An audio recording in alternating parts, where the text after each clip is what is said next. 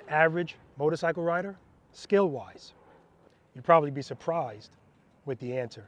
All right, let's talk about it.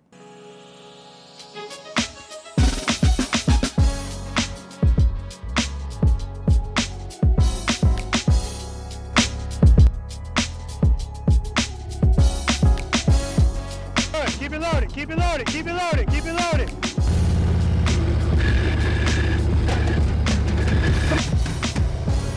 Very nice, looking at the camera.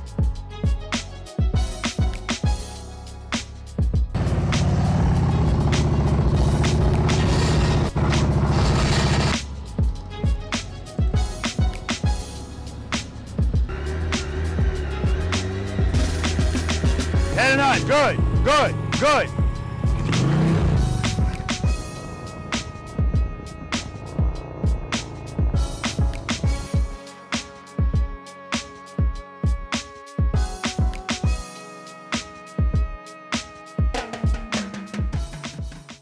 How would you rate your skill level riding your motorcycle? Average, above average, below average? Many people would like to think that they're above average. And then there are some that will say, I'm below average. And then of course you have those that will say, I'm an average rider. But what are we basing these things on? So I want you guys to think about this question. And are we being objective about our answer? Are we letting our ego answer the question for us? So to make it easier, let's talk about the word average. And I'm going to use height as an example. The average height for a man in the United States is 5 feet 9 inches. And that's give or take a few, right? But the average height is 5 feet 9 inches. So that means if you're taller than 5 feet 9 inches, you are above average height, right? Conversely, if you're shorter than 5 feet 9 inches, you are below average height, okay? So that's what average is. Average is going to take everybody, and the majority of those people that are in the same area, that's going to be the average. Anything above that is going to be a minimal amount of people. Anything below that is going to be a minimal amount of people. But the majority of people are going to be in the middle. That's average. So if we talk about riding these motorcycles and how you rate yourself, are you an average rider above or below? Now, of course, I'm talking about a way that most people don't ride, and that's mastering these motorcycles, any type of motorcycle. I want you to know that. Any type of motorcycle. The difference is people notice it more on a heavier motorcycle because the heavier motorcycle is more intimidating, right? But that intimidation also comes with lack of knowledge, because the more you know about how these things are operated, the less they're going to intimidate you regardless of how much they weigh. So I often talk about on this channel, and I'm sure you guys have heard it before, that only 2% of the motorcycle population are proficient and properly knowing how to operate a motorcycle. 2%. So without saying anything else, I'm pretty sure we can all agree that 2% is a very small number, right?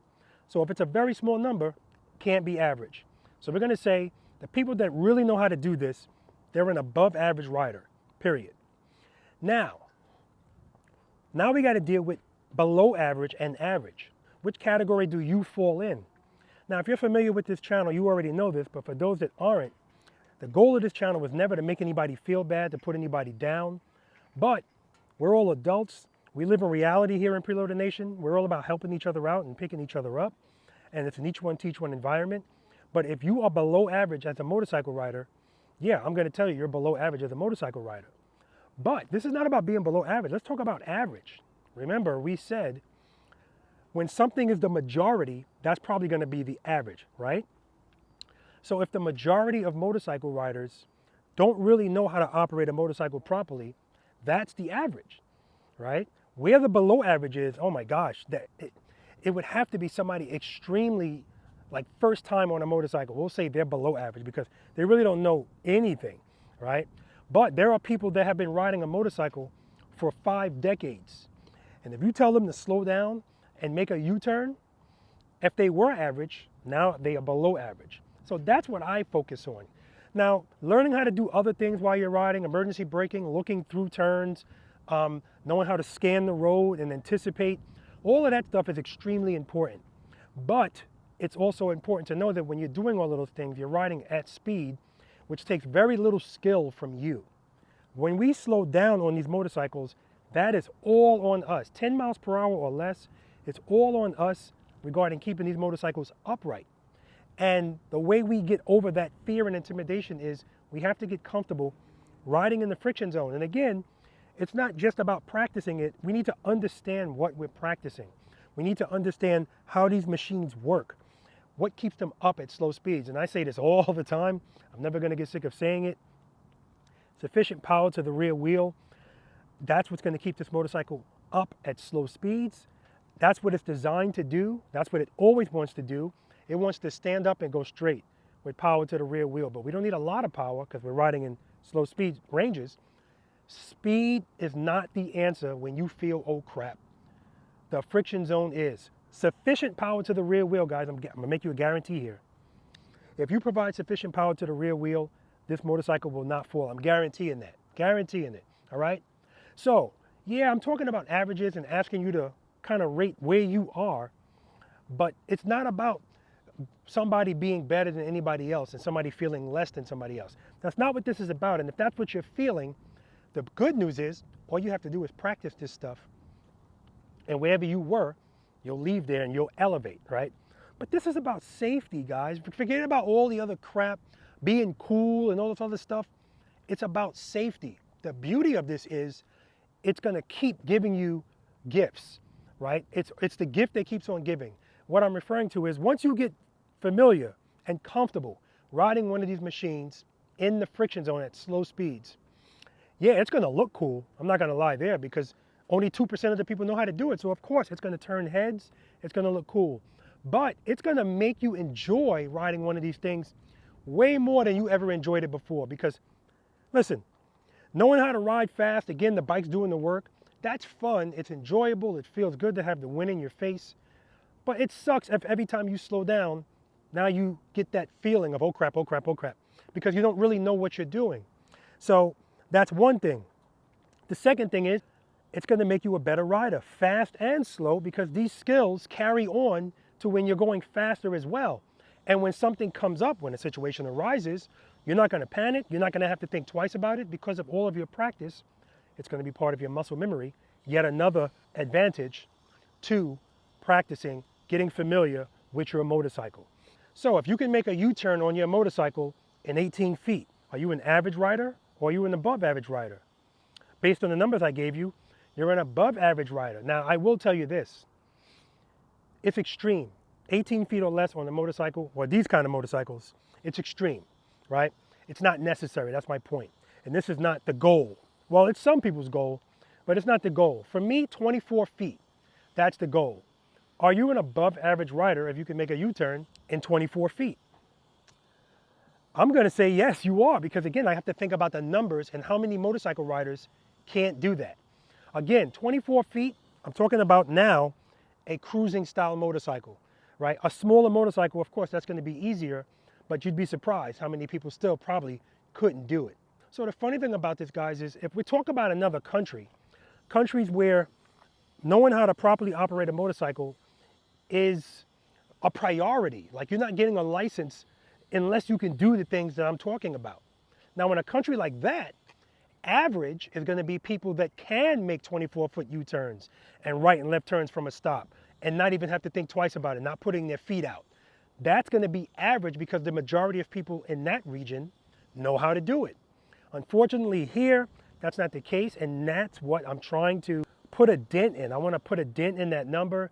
Yeah, it's nice being part of the 2%, but I don't want to just keep that number 2% because I know that the motorcycle riding community as a whole is going to benefit from knowing how to ride these things. I've had people ask me often, how come you don't promote helmets? How come you don't wear a helmet all of the time when you're out here practicing? Because I always wear one when I'm on the road.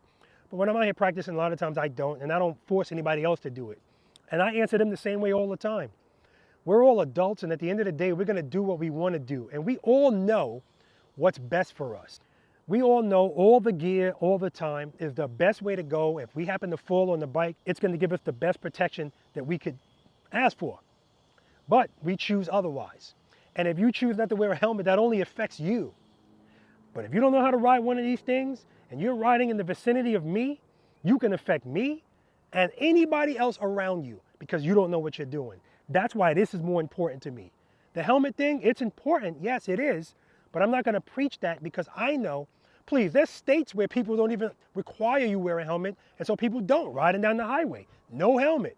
I would never do that, but I'm not gonna judge the person that does do that because that's their business. They're within the laws of that state, and anything that happens, they knew this was a risk, but I choose to take it. Just like we all do, just throwing a leg over one of these, gear or not. Every time you get on one of these motorcycles, you understand that it's more risky riding one of these than driving a car. But that's not gonna stop us from riding, right? All right, enough said about that, guys. Now let's talk about the reasons why people will buy a motorcycle but refuse to practice on it. One, it's just the ignorance. And what I mean by that is, and let's get this straight, guys, just in case you don't know, ignorance is not a put down because we're all ignorant, because ignorance simply means not knowing. And none of us knows everything. So there's always something that we're all ignorant about, right? But when it comes to riding one of these motorcycles, remember, let's go back to those numbers. The percentage of people that don't know how to operate them properly is so high, that's the norm. That's why seeing somebody do something as simple as making a U-turn will catch the eye of anybody that's in the motorcycle riding community because it's uncommon. And I want you to think about that. Turning one of these things around, not the extreme version, just a nice smooth U-turn. Coming to a smooth stop, uncommon. So that's the main thing. Because it seems like it's the norm, people will look at somebody that rides like me or other people here in Preloader Nation and just say, they're exceptional, that's a motor officer or something like that. So if I don't want to be exceptional, so I don't have to practice because I'm not trying to get like that. When in reality, all they're doing is what you should know how to do to properly operate one of these motorcycles. I don't want to drop my bike. Let's talk about that one. So what's going to increase the odds this bike doesn't drop is me knowing what I'm doing while I'm riding it, right? There's people that will profess that they've been riding decades and never dropped the bike, and my answer is always, well, how have you been riding, right? How have you been riding? Timid, every time you're slowing down, you duck walking the bike. Anytime you do stuff like that, putting your feet on the ground where the bike's moving, it shows that you don't know what you're doing. It shows that you're nervous. And that's how we get hurt, putting our feet down. Because like I always say, when everything is working out, it's fine. But when the crap hits the fan, when the unexpected happens, that's when your skill level is going to show. And your options out there when you're on the road are determined by your skill level. And if all you know how to do is go straight and make slight turns and squeeze and hope for the best, good luck. Now, it might work out for you. It's been working out for you for decades. So why change it? I say all the time, you could be doing something wrong for decades and nothing ever happened. But I don't want to play those odds. I want to know what I'm doing. So if the motorcycle is properly protected, engine guards, saddlebag guards, the motorcycle is going to be fine if it falls over while you're practicing in a parking lot at slow speeds. I'd much rather it happen here than out there. I've dropped every motorcycle I own, and you'll never be able to look at them and go, oh my God, I see the damage. As a matter of fact, this drop that I did in Jersey, whoa, everybody thought, oh my God, that motorcycle is destroyed. The bags are in the ground, the pipes. Nothing happened, guys, nothing happened. I'll put the video up here talking about it, but the guards did their job. So if you don't have saddlebag guards on your motorcycle, and your thing is, I don't like the way it looks, fine. But now your bags aren't protected. Now, if you have a CVO like I have, it means more because it's a special paint job. But if it's just black, all right, no big deal. You can get some bags from someplace else. So to me, saying I don't want to damage this by dropping it, so I'm not going to practice to increase the odds I don't damage it, it's just not logical. But I know I hear that all the time, so I have to address that. Next, I don't want to burn out my clutch. You're killing your clutch. Okay, two things. One, the motorcycle is designed to be ridden in the friction zone. It's a wet clutch. That's number one, okay? But you have to do that intelligently, just like anything else. You have to take breaks, don't have the RPMs real high. You know, when you do it properly, you're not gonna have a problem. But let's keep in mind your clutch plates are a wear item on your motorcycle, meaning it's not meant to last forever, just like your brake pads aren't, your tires aren't. It's a wear item, so you're gonna have to replace it at some point anyway. And I'd much rather have to replace it sooner because I'm practicing to ensure I don't kill myself or really damage my bike or hurt someone else, versus, oh, I didn't have to change it for a long time, but I'm out there just praying and squeezing and hoping for the best. I say all the time, people that say a prayer before they go out on a ride, if they don't practice, I always say, help the big guy out, right? Help God out. You got people like me and several other people that are offering some help. It's on you to take the time to watch the videos and then go out and practice, right? Think about that. Think about us as disciples, right? I'm not trying to get biblical on you, but everything happens for a reason, guys, and that's what I'm here for, right? So don't put it all on God. You have to take some responsibility too. Take the time out and go out and practice, and forget about little superficial things like, I don't want to scratch this thing, or I don't want to burn out a clutch. It's a cop-out and it's an excuse to not face your fear. And I get the fear, trust me, I do. But if you insist on riding one of these, just face it, because the more you do this, fear is the opposite of confidence. The more your confidence goes up, the more the fear is going to go down. That's just the way it works. And it works that way with most things.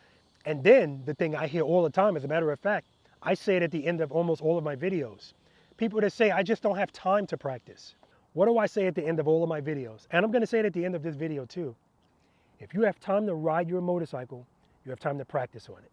It's that simple, guys. If you have time to ride it, you have time to practice on it. It doesn't have to be an elaborate practice session, but some people will actually have an hour and say, do I want to use that hour riding or practicing? A lot of people now in Preloader Nation will say, I'm going to go out and practice. Some people will say, I'll do 30 minutes riding, 30 minutes practicing. I like that, because now you get the best of both worlds. All right, guys? All right. I just wanted to come out here today. It's January 15th. It's a beautiful day out here in Pooler, Georgia. And this was on my mind, and I wanted to get it out to you guys. Please, guys, understand how important this is. This is not just about making videos and meeting great people, because that is what I do here in Preloader Nation. I make videos and I meet some outstanding people. But this is about getting familiar with this, learning about it, learning everything you can about why it operates the way it operates. And then when you feel certain things, even though it might make you feel a little nervous, you understand what you're feeling, you address it properly with the proper techniques. And then once you get this, guys, I'm guaranteeing you, you're going to want to share it. That's the way it works. Because so many people around you don't know how to operate one of these properly, when you see it, and you will see it, you're going to feel compelled to share it. That's what this is all about, guys. I'm one guy with a YouTube channel. I appreciate all of you. I love you all, and I want you to practice. I want you to be safe. I want you to be around for your family. I want you to increase the odds. I want you to beat the odds, right? Because the odds are not in your favor getting on one of these things anyway. Those odds are a lot lower or a lot worse when you really don't know what you're doing. All right, guys? So, are you an average rider, below average rider, above average rider? That's for you to answer, but I want you to think about this, guys. I want you to think about this really hard, because it's important, right? And once you find out where you are, then it's up to you whether you want to stay there or you want to move up.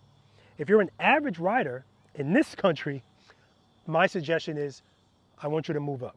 Okay, guys? And the good thing is, this is one category where it is not difficult to be above average. Why? Because so little people are, that's not going to take much for you to get there. So the point is, guys, I want you to break out of the mold of the average rider. I don't want you to be average in this. Average for everything else is fine, not for this. Guys, hit the subscribe button if you haven't already. It definitely helps me out. Hit the like button. That helps the algorithm. And I want you to hit the notification bell and switch it to all so you never miss one of these videos when I decide to make them. And of course, share the videos, guys. Share them, right? I want to help as many people as possible. Spend more time being thankful for the things that you have, guys. Less time complaining about the things that you don't. Seat time doesn't equal practice time, guys. Break out of the mold of the average rider. If you have time to ride your motorcycle, you have time to practice on it. Until next time.